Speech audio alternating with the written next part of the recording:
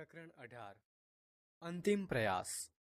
વિદ્યાર્થી મિત્રો, મહાભારત એ ઋષિ વેદવ્યાસે લખેલું મહાકાવ્ય છે, જેની ગણના સ્મૃતિ ગ્રંથોમાં કરવામાં આવે છે. મહાભારત ભારતીય સંસ્કૃતિની સૌથી પ્રસિદ્ધ કથા છે. આ ગ્રંથમાં 18 પર્વો છે.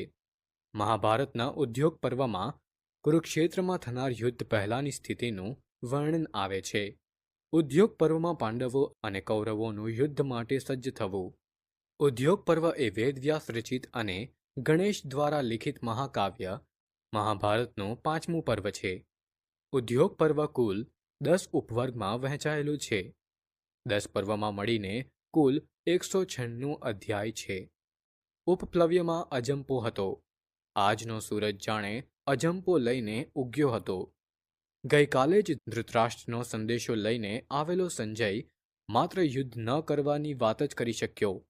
પાંડવોને એમનો ભાગ આપવાની કોઈ વાત એમાં ન હતી. કશું જ લીધા વિના યુદ્ધ ન કરવાની સુફિયાણી સલાહે યુધિષ્ઠિરને નિરાશ કર્યા હતા. સૌથી વધુ અજંપો કદાચ કૃષ્ણના નિવાસમાં હતો. પાંડવોના પક્ષે પણ યુદ્ધની તૈયારી થઈ ચૂકી હતી. એક ભયાનક યુદ્ધના મંડાણ થવાના હતા. પણ કૃષ્ણની આંખમાં યુદ્ધ પછીનું ચિત્ર હતું, અને એ એમને વિહવળ કરવા પૂરતું હતું. બંને પક્ષે જે અસ્ત્ર અને શસ્ત્રનો ઉપયોગ થશે તે સર્વનાશ તરફ લઈ જનારો હશે. બંને પક્ષના યોદ્ધાઓ તો જાણે મૃત્યુને મુઠ્ઠીમાં લઈને જ આવવાના હશે, પરંતુ તેમના બાળકો નિરાધાર થવાના અને વૃદ્ધોની સ્થિતિ બદતર થવાની. કોઈ કોઈને રડનારું પણ બાકી રહેવાનું. આ ઉપરાંત યુદ્ધના સમાજ પર પડનારા પ્રભાવ અંગે પણ શ્રીકૃષ્ણ ચિંતિત હતા.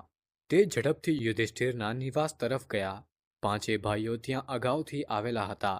કૃષ્ણને આવતા જોઈ યુધિષ્ઠિર આગળ આવ્યા અને કહ્યું, જનાર્દન, હવે તમે જ અમારું માર્ગદર્શન કરો. ગઈકાલે અમારા તાત શ્રી ધૃતરાષ્ટ્રનો સંદેશો આપે સાંભળ્યો. તેમની ઈચ્છા એવી છે કે અમને કશું જ ન મળે. અમે અન્યાયનો સ્વીકાર કરી લઈએ, પરંતુ યુદ્ધના માર્ગથી દૂર રહીએ. ભીમથી ન રહેવાયું. તાત શ્રી ફક્ત દુર્યોધન અને કૌરવોને પોતાના પુત્રો ગણે છે. આપણે એમના માટે પારકા છીએ. તે આપણને સલાહ આપે છે, પણ દુર્યોધનને સમજાવવા તૈયાર નથી. અર્જુને પોતાનો આક્રોશ વ્યક્ત કર્યો. હવે એમની સાથે વાતો કરવાનો અર્થ નથી. આપણે યુદ્ધ કરવામાં વિલંબ શા માટે કરીએ છીએ? દુર્યોધનને એના કુકર્મોની સજા કેમ કરતા નથી? કોના આદેશની પ્રતીક્ષા કરીએ છીએ? સહદેવ પણ કંઈક કહેવા ઈચ્છતો હતો, પણ યુધિષ્ઠિરે અટકાવતા કહ્યું, જુઓ, મને લાગે છે કે કેશવ રાતભર ઊંઘી શક્યા નથી. તેમની વાત પહેલા સાંભળો. કૃષ્ણએ આખરે મૌન તોડ્યું. ધર્મરાજ, તમારી વાત સાચી છે. યુદ્ધ પછીના પરિણામોની ચિંતા મને કોરી ખાય છે. કૌ જનઃ શપ્તઃ વૃણોતિ યુદ્ધમ. કોઈ શાપિત વ્યક્તિ જ યુદ્ધને પસંદ કરે. યુદ્ધ કરવું એ ક્યારેય સારું નથી. પરંતુ હું તમને અન્યાય સ્વીકાર કરવાની સલાહ નહીં આપું. કોઈ આતતાયીને સમાજમાં છૂટ્ટો મૂકવો એ યુદ્ધના જેટલું જ ખતરનાક છે. ધૃતરાષ્ટ્ર દુર્યોધનને સમજાવવામાં નિષ્ફળ ગયા છે, પણ હજુ રાજસભામાં પિતામહ ભીષ્મ, કુલગુરુ કૃપાચાર્ય, ગુરુ દ્રોણ જેવા આદરણીયો છે. વિદુરજીને પણ સાચી વાત કરતા કોઈ અટકાવી નહીં શકે.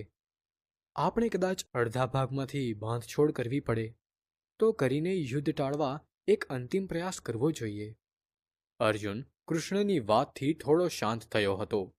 દુર્યોધન હજુ માનતો નથી. સમજાવવા જનારનું અપમાન થવાની સંભાવના વધારે છે. એ સંજોગોમાં હવે વિષ્ટિકાર તરીકે જશે કોણ? જો ધર્મરાજ સંમત હોય તો હું જવા તૈયાર છું. એક છેલ્લો પ્રયત્ન કરી લઈએ. કૃષ્ણ શાંત સ્વરે બોલ્યા. ભીમ બોલી ઉઠ્યો, નહીં નહીં કેશવ, તમારું અપમાન ન થવા દેવાય. અને દુર્યોધનનો કોઈ ભરોસો નથી. કદાચ તમને કંઈ... મને કશું જ નહીં થાય અને મારા અપમાન છતાં યુદ્ધના વિનાશને રોકી શકાય તો તેનાથી માનવજાતનું કલ્યાણ છે. હું એ કડવો ઘૂંટડો ગળી જવા તૈયાર છું. કૃષ્ણ ભીમ અને અર્જુન બંને સામે જોઈને કહેતા હતા. યુધિષ્ઠિર ઊના નિશ્વાસ સાથે બોલ્યા, માધવ, આપને વિષ્ટિકાર તરીકે મોકલવા એ ઉચિત નથી લાગતું, પણ આ કામ આપના સિવાય કોઈ કરી શકે તેમ નથી. તો હું હમણાં જ પ્રસ્થાન કરું છું.